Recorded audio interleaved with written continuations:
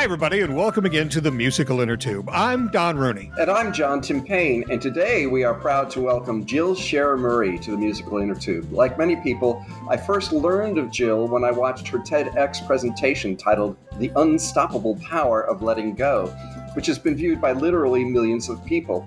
And then I was fortunate enough to have her as a friend, which I still do, and I know that Jill is, above all, a communicator. She's an author, a TEDx presenter, as we mentioned, a marketing and business consultant, speaker, life coach, and much more. I think she'd probably clean your pool if you wanted her to. Her book, Big Wild Love, The Unstoppable Power of Letting Go, looks at how folks hang on to the very things that limit their personal possibilities. And she explores the crucial importance of letting go of those things. She's the founder of the lifestyle brand Let Go For It, which helps people let go of what they don't want, find what they do. Jill, welcome to the Musical Inner Tube. Well, first of all, I would love to clean your pool. Let me just say that. Thank you. Let me get Which is good because nobody's cleaned John's pool in about 8 years. So. Right, that's because I don't have one yet, Don. I'm going to have to get on that. But thank you, Jill. Well, that's okay. very generous. You're so welcome. You're so welcome. How did you discover that letting go was so powerful and so important? Was it a discovery in your own life, and what form did that take? So, how did I come to find that letting go was so important? Well, it's such a good question, John. We're letting go all the time. We're just not, consciously thinking about, oh, I'm letting go now. But we literally, as human beings, as we decision make, we're constantly letting go of, one thing versus another thing, weighing our opportunity costs, weighing pros and cons. And so we are, I think, naturally hardwired to let go. I think for me, I realized the power and the impact of letting go, and that not only was I doing it involuntarily, but that I needed to be very conscious about, sort of what it was, and that I could use it actually as a tool when somebody that I loved died. And I didn't expect that person to die. And I had all kinds of emotions about, the loss, the unexpected loss, the hard way that he, what he had to go through weighed on me so very heavily when I turned about 50, that I realized that we should get really conscious about letting go, because even though we know intellectually that we're not going to live here forever, we're not going to be alive forever, we don't have enough time. We don't have all the time in the world to just kind of flounder away, holding on to things that just don't matter or aren't important. And I know that I had done plenty of that in my lifetime. I'd seen people around me doing it. And I started to feel really passionate about the idea that, we have such a finite amount of time.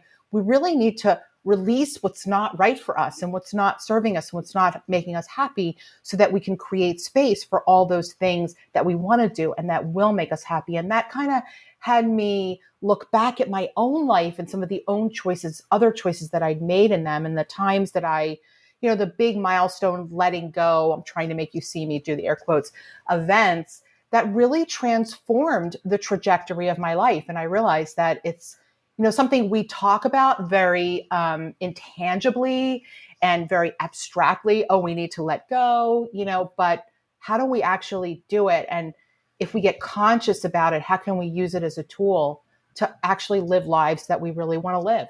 So, yeah.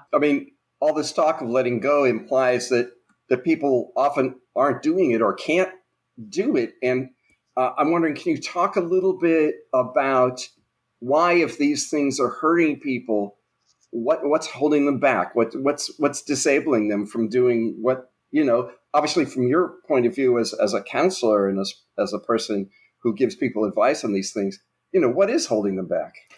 Well, what I can tell you from my experience and from other, the women I interviewed for the book, people, some of my coaching clients, people that I talk to every day, is, first of all, we are afraid. We're afraid to let go. We're afraid to take risks. We're afraid to let go of the partner or the job or the friendship or even the mindset, because we're afraid that if we do, A, we'll be alone. B, we won't be able to live without it. We'll never be able to find something as good, right? So we're So we're worried and we're afraid that, what we have is the best we can do and it's the best we can ask for, which actually tracks back to an even deeper problem. And this is the problem that I would say is the common denominator in every single person that reaches out to me. And I've had so many people write to me with their stories of heartbreak and holding on to experiences that were clearly not serving them. And from all over the world, from countries I can't even pronounce after seeing my talk. And the one common thread is that they lack the self-love that they need to be able to take those risks, so that they know, if I let go of this person, if I let go of this friendship, if I let go of this job or this experience or whatever it is that they're holding on to, that's not creating happiness for them or doesn't feel right for them, will I be okay? They don't know, they don't think they'll be okay. And so I call it big, wild love, not self-love. And we talk a lot about self-love, which is an enormous category of pretty much anything, self-care, self-love. And I talk about it as big, wild love because to me, it's a very specific kind of self-love. It's very intentional. It's the kind that you need in order to be able to take the risks that are associated with letting go. So you'll actually do it.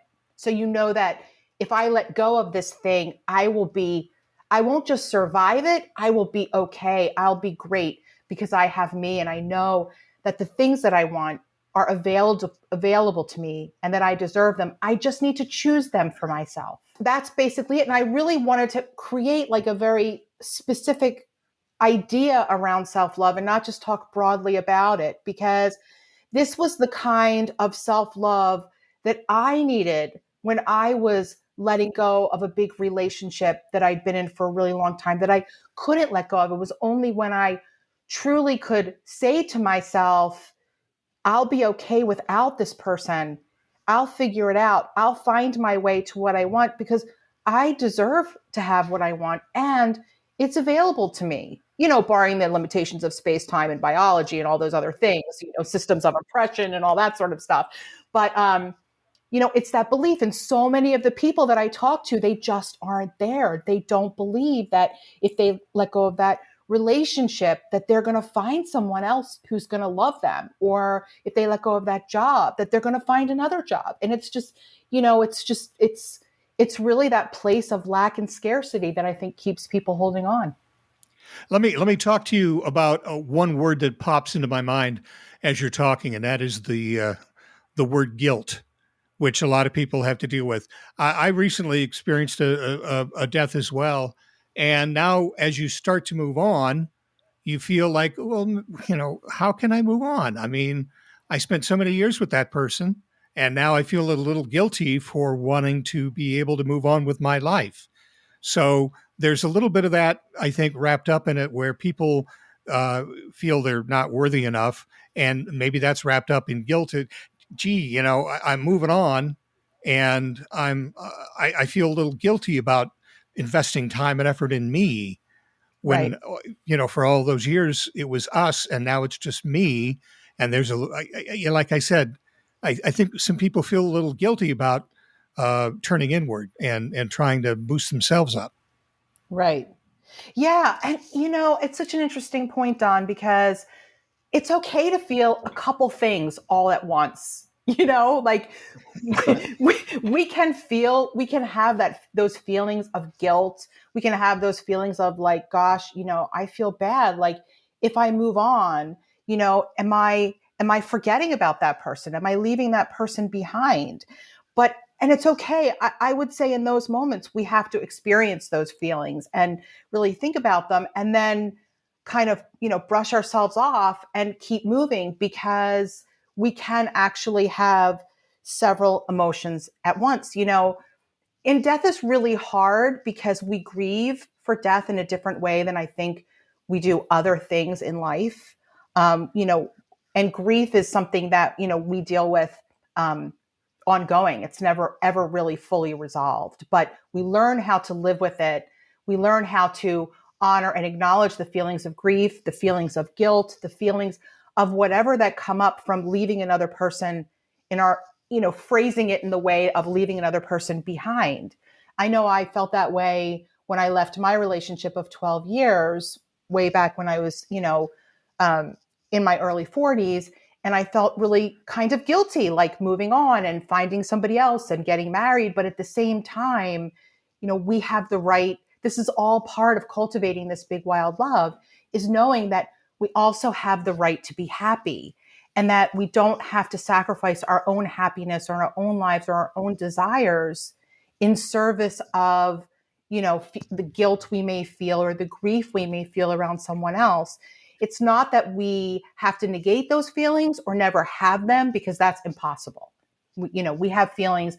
We're always going to feel fear. We're always going to feel guilt, sadness, and grief. I mean, these are human emotions that we can't just like languish away. But giving ourselves the space and time to feel that and then say, okay, now I'm going to exercise my big wild love and move on to find the things in life that I want, that I know are possible for me and that I do deserve, is pretty much the way we have to go, because life will throw us curveballs and we can have all those emotions. We need to be able to coexist with a lot of different emotions at the same time. Jill, sometimes I think that the musical inner tube was has sort of become a pandemic podcast in some ways, because the pandemic has cropped up so often on our show. People talking about how their lives changed for a year and a half, and I'm wondering during this pandemic year if you have had a chance to reflect on that as regards letting go or as regards your own career. Oh my gosh. Of course. Who hasn't? I mean, you'd have to live, in a house all by yourself for 14 months, isolated alone, to not feel that. This pandemic, I mean, talk about letting go. I mean, this was really forced letting go, right? So we had no other option in so many levels to let go of a lot of things.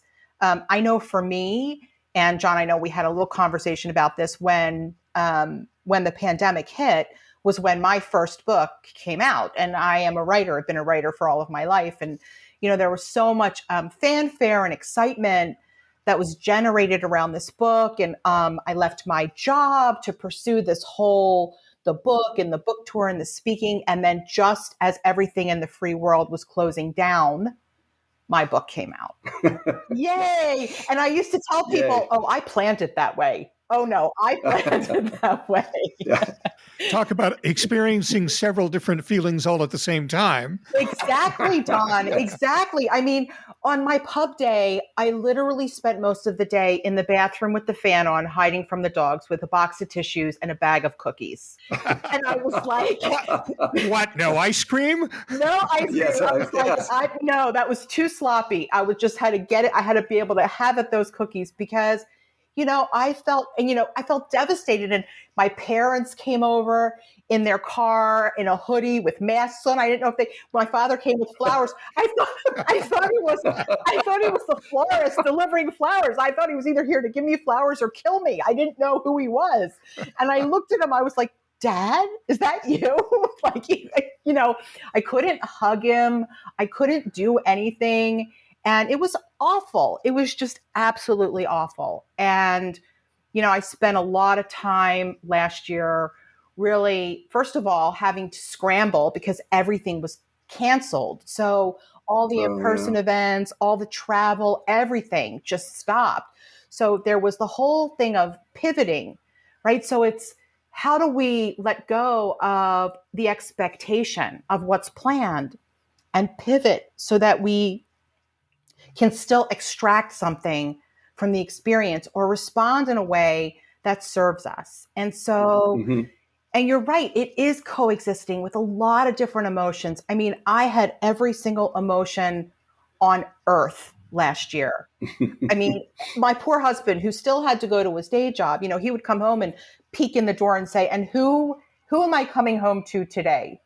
Is it happy, optimistic Jill? It's all going to be okay. Is it, don't bug me, I'm in the bathroom with junk food? Is it, I'm sleeping upstairs on my 18th Lifetime television movie? Like, who is it? Right. But, all we can do is, in the spirit of letting go, is give ourselves a lot of grace and then ask ourselves the question, what do we want?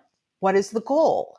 Was the goal to say, okay, my book is coming out when every bookstore in the entire world is closing. I'm just going to pick up my toys and go home?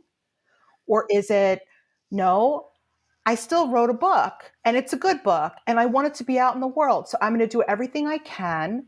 And no, it's not going to be the same, but it's going to be something because this is what I want. I want the book to be out in the world.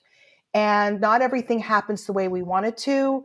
We don't always know why. Maybe sometimes at some point we'll see the divinity in it all. But I think letting go requires us to have a lot of grace for ourselves when we're in these moments. And that's, again, where I pull in the whole notion of big, wild love.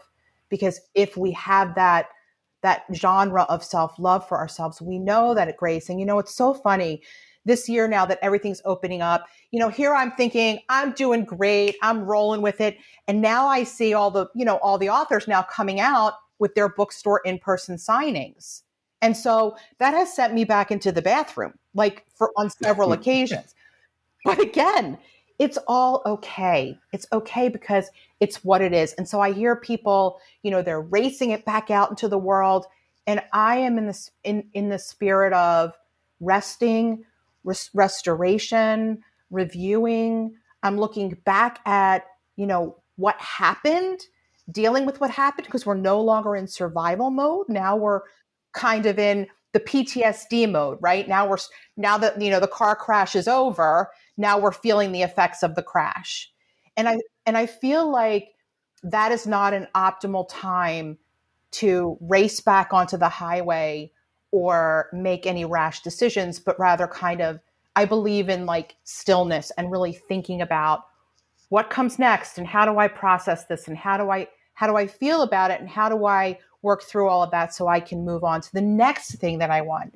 For me as a writer, that's always going to be the next book. For me as a corporate person who left corporate America, in 2019, right before the pandemic. So, on top of everything else, I didn't have a job. Right. So, Right. is that something I find for a lot of people, there's really these deep questions of identity now. Is who are we and who do we want to be now after this enormous thing happened to all of us that we didn't plan for, and that was very science fiction-esque. I mean, who could have ever predicted a global pandemic? It kind of pulls the floor out from under you. So I find that, taking the time to kind of rest and regroup and rejuvenate and sort of look around and say, okay, who am I now? Who am I today? How have I changed?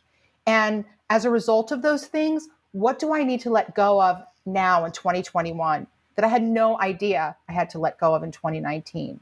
That's interesting because I think people have been talking so much during the pandemic, which of course is not over. No, it's but not. I think a lot of people are living as though it is, and Yep. obviously you look at the traffic, and everybody's back on the road and going to work and going shopping, and one is hoping, of course, that most of these people have been vaccinated, but Right. you have no idea, Right.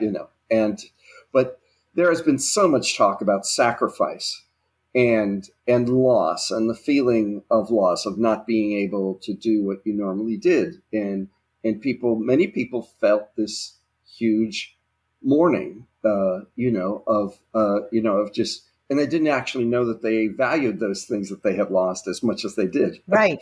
and and although we've been speaking in big terms here, it's still true that for many people, we all had to figure out exactly how we were going to negotiate this. And I think in your terms, it would have been, how do we just decide what to let go of? Yes.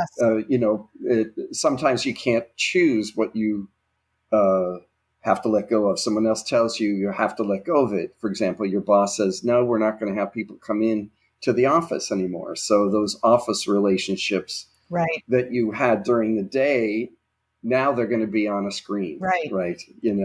or you can't see your parents, Mm-hmm. right? When your parents may be aged or maybe are just part of your life that you Right. didn't realize you depended on. So there, again, we all had to face letting go of these things. And I'm sure during this year, perhaps you heard it from clients, perhaps you heard it from friends, but it just does seem to have been the theme of this year. As you said, the enforced letting go of the pandemic. Yeah. And what's really been interesting, absolutely, John, I agree with everything you're saying. And what's really interesting about it is that we've had to consciously, we'd have to get conscious about how we let go Hmm. and think about it in ways that we never have really had to think about it before. It's like being trapped under something heavy. Right. Like it's really, it's letting go as a problem solving experience. Yes, And it's like the guy getting his arm cut in, right, where he has to decide whether or not to cut it off in the movie. right, right. You It's know, like no option is a good option in the middle of a pandemic when you are feeling like all of your plans or all of the things that you had are suddenly being taken from you. And then you layer in the whole notion of, okay, but do I even have a right to feel bad? Because, some people died. Some people lost loved ones. Like, who am I to be upset about not going into the office? Who am I to be upset about not having my book come out to, like, the lines up the road and the police barriers and the strumming bands that I had envisioned in my head, never mind the red dress hanging in my closet that has never been worn. You know what I mean? Like, who are we to feel bad when there are other people who have dealt with so much worse and who don't have food and all these other things? There's so many. The thing about letting go is it's never a singular thing that we need to let go of. There's always, the build, yep. when and only compounded by the fact that so many of us now are stuck, at home alone. We're isolated from our social connections. We don't have a lot of places to go to really work it out. And so we really have to think about, like, how we're going to pick and choose what we hold on to, what we take with us, what we take away from the experience, and what we release and leave behind. But none of that happens without experiencing a lot of emotion and a lot of grief. And I think a lot of us, and I mean, I know it's true for me. I mean, I know that I am processing a lot of grief around a lot of things that happened over the past year. Grief applies to the loss of people, but it applies to the loss of dreams and the loss of experiences and the loss of plans and expectations. And, when we were going through COVID, we had to let go of things to survive. Now we have to let go of things to move on. Um, Jill, from first of all, a lot of people who were stuck at home during the pandemic found easier ways to let go. I know a lot of people who did a major amount of house cleaning while they were stuck. So, Right. that was one way they let go. For But sure. in your experience and in the experience of the people that you talk to for the book, do you have any tips if somebody really wants to move on with their life and put some bad attitudes or experiences or whatever behind them and move forward? What sort of tips do you give people to be able to do that? Well, Don, I am a huge fan of journaling. And it's not just because I'm a writer, but it's because there's a lot of research around the powerful effects of journaling. And actually, books like The Artist's Way have had a monstrous impact on me. And I think that that people need to, instead of, racing out into the world to look for salve, I think the beginning steps of starting to let go is really more of, not to sound cliche and like woo poofy, but is more of an kind of an inward journey, an inward experience. And it's so interesting. Many years ago, I was a weight loss diarist for Shape magazine. So I wrote 12 columns for them documenting my weight loss journey, which was I can't believe I did that because I had to put my weight in a national magazine like 12 times, which was talk about letting go. But I did it. Okay. I was young and stupid. But anyway, and I had access once a month to this body image psychologist who was amazing. And she told me that something that I never forgotten. She said, when people lose something, whether they lose weight or if they lose a person or if they lose whatever it is that, was once for whatever reason valuable to them, so many times they rush to fill that void, which is what I see so many people doing right now. But instead, she said, the better way to go is to really sit in that void and let yourself kind of feel what just happened and go inward to figure out how do you come out of it in a productive way. So I love that advice because I think some of the tips are, there's two things that people need to get clarity around. And so I will give them journal prompts around what do you believe is possible and what do you want? And I would recommend that people journal on these prompts. What do you believe is possible if you're struggling, if you're holding on to a relationship, or you're stuck in a job, or you're in a friendship you don't want, or you're having issues with family members, whatever the issue is, what do you believe is possible inside of that situation? And I would tell people to journal around that every day for like 10 minutes to get a sense of what they believe is possible, because when they do that, they'll start to see what's holding them back from moving forward and letting go based on what they believe is available to them. And the other thing that I recommend people journal around is asking the question, what do I want? Because I searched high and low for statistics around this for my book. And what I found was that 1 in 100 people knows what they want. If we don't know what we want, we're never going to find it unless we accidentally stumble on it. So it's the question of what do I want? It's a really simple question, but it's a hard question. And so again, I recommend that people journal around this. I'm saying 10 minutes at a shot, no longer than that.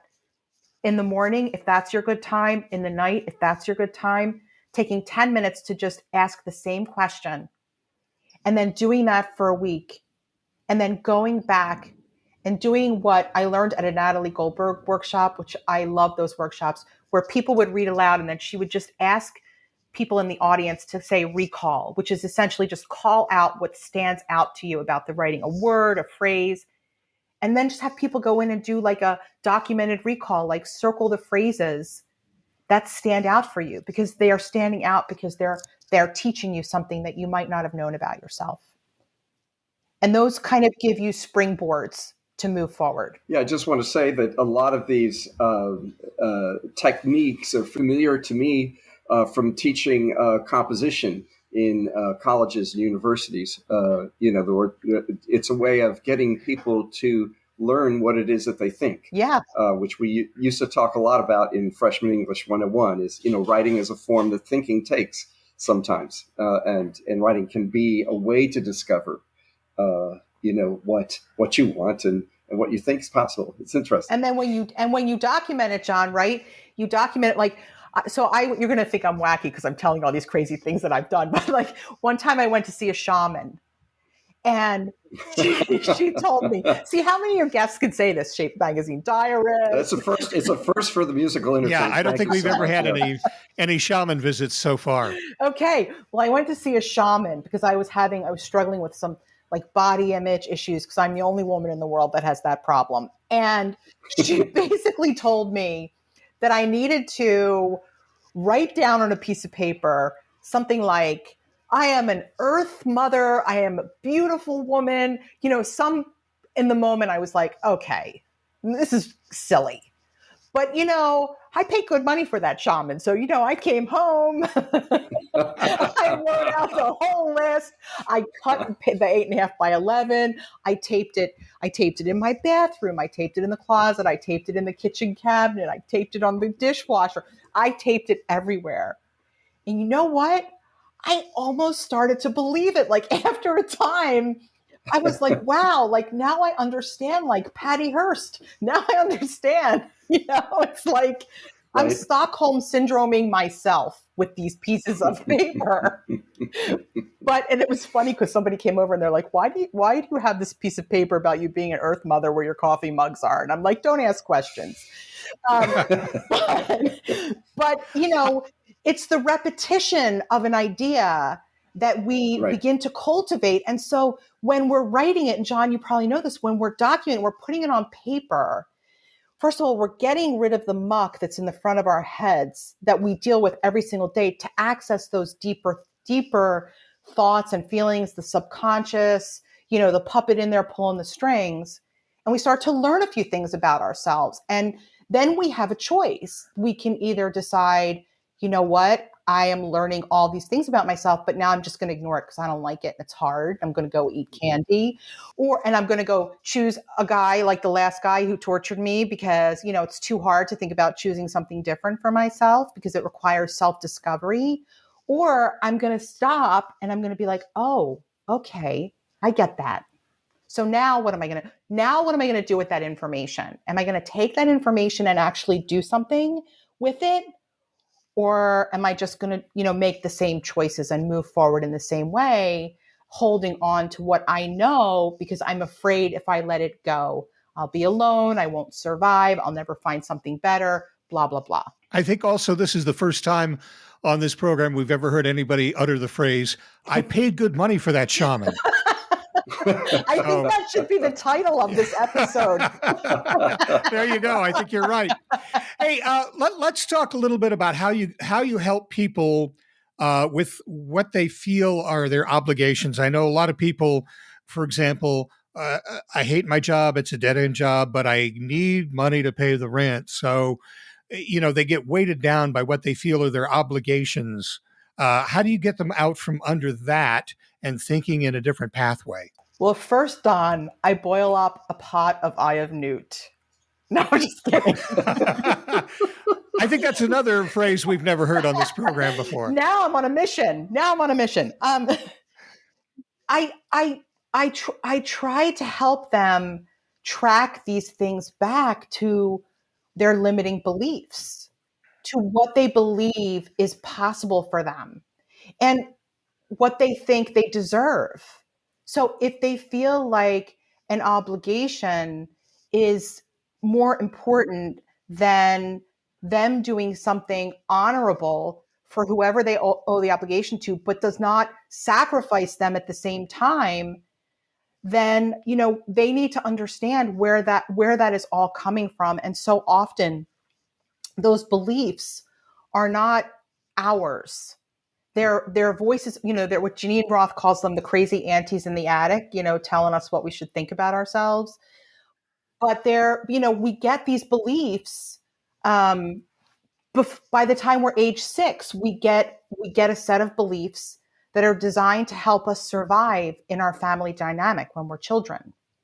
But so often what happens is that as people grow up and get older, they don't re-examine those beliefs. So they're using the same set of beliefs that they subconsciously develop to keep themselves safe in a particular dynamic as they go into the world. So it's only natural that they're going to use those same beliefs to actually recreate the dynamic. Now, if the dynamic is a happy, healthy one, great, no problem. But I don't know anybody that came from a perfect family.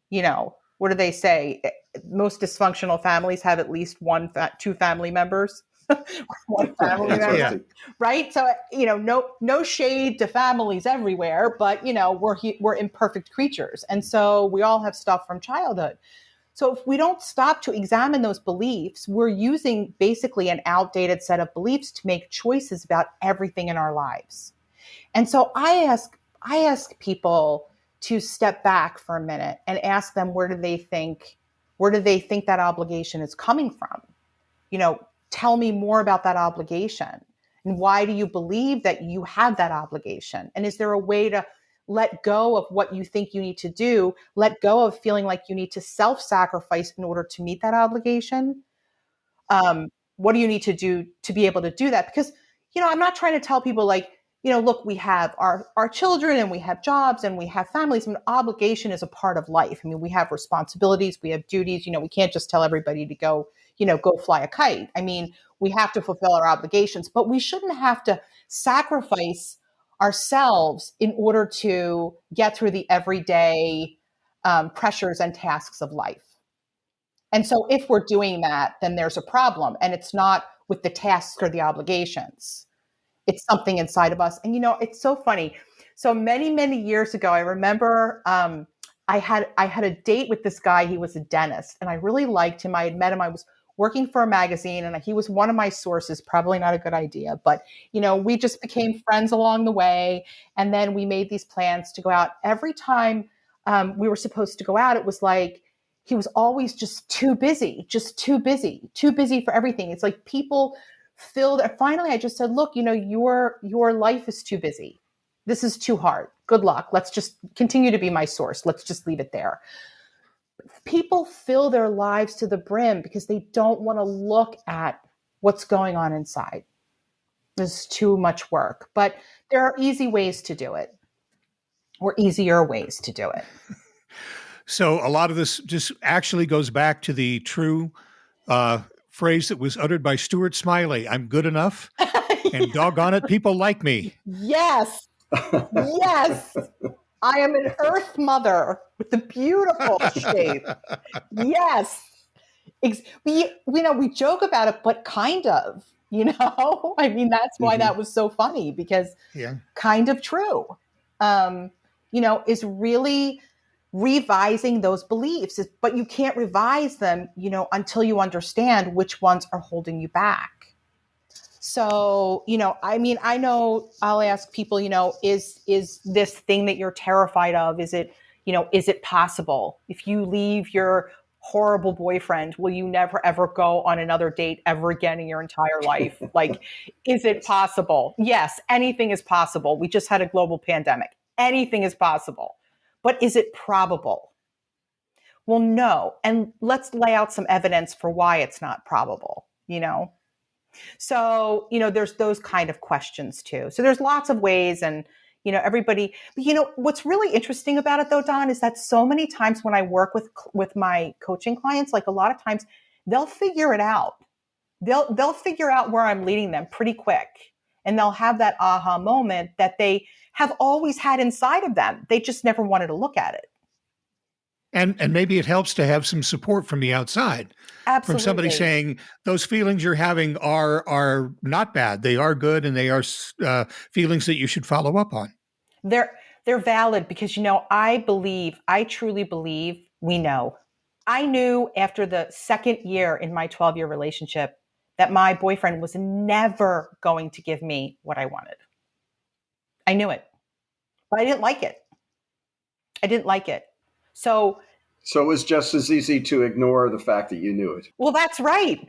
I talk about this in my book about the idea of epiphanies, which I love, because we have, we all have epiphanies about our lives and what we're holding on to, especially if it's not working for us.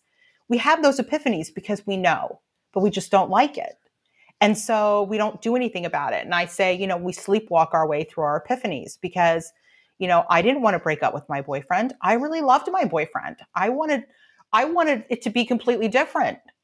And I was just going to, if I didn't look at those epiphanies, if I didn't act on them, it would just change. It would go away. I could fix it. I could change it. But, we need to pay attention to them. I call them, like small tremors that, shake the foundation until, if you're lucky, you have the big earthquake that kind of shatters it all. And I think we do have those earthquakes when we're ready for them, when we're ready to acknowledge the truth of the situation that we're in, that we always knew, but we just didn't want to see. All right. Jill, thanks very much for all this knowledge. Now I got to sit around and write all it down before I forget it. But, you don't, Don. It's all in my book. Oh, okay. That's right. And that book is Big Wild Love. And you can get it how? How do you get it, Jill? How would you get a copy of that book? You can get it anywhere books are sold. You can go to my website, letgoforit.com, and find it there. It's on online bookstores. It's in regular bookstores. Yeah. And everybody, while you're reading Jill's book, just remember, she'll be the one cleaning John's pool when he gets a pool. If you have any questions, that's where I'll be. Thanks so much, Jill. This has been great. Thank you so much. Thank you, guys. Thank you for listening to the Musical Inner Tube. You can get in touch with us by email. We're at musicalinnertube, all one word, @gmail.com.